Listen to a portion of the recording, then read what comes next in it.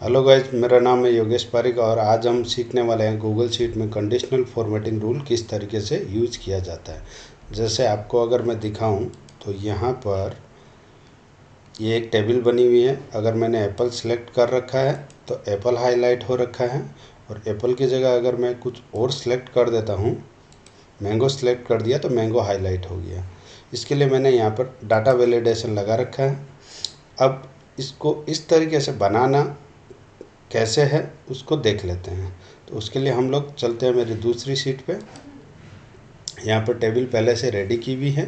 अब यहाँ पर हम लोग को कंडीशनल फॉर्मेटिंग रूल लगाना है। इसके लिए हम लोग इसको पहले सिलेक्ट कर लेंगे डाटा को। ये डाटा हमारा सिलेक्ट हो गया। इसके बाद हम लोग चले जाएंगे फॉर्मेट में। फॉर्मेट में जाने के बाद हम लोग के पास कंडीशनल फॉर्मेटिंग आ जाएगा। कंडीशनल फॉर्मेटिंग में ये पहले से एक रूल लगा हुआ है जिसे मैं डिलीट कर दिया।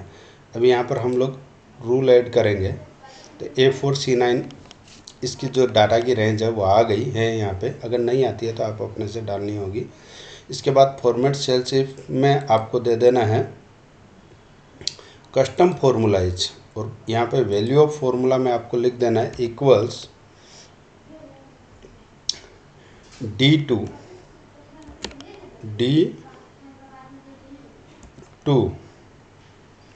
इक्वल्स है A4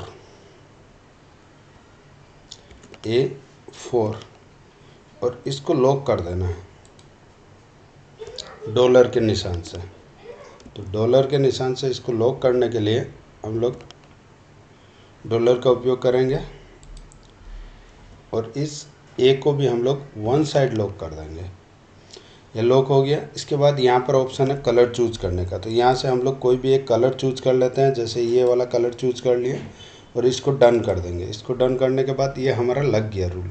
अब यहाँ पर जैसे मैं मैंगो की जगह कुछ और चूज करता हूँ, बनाना चूज किया तो बनाना देखिए एक ही जगह है तो ये हाईलाइट हो गया। धन्यवाद।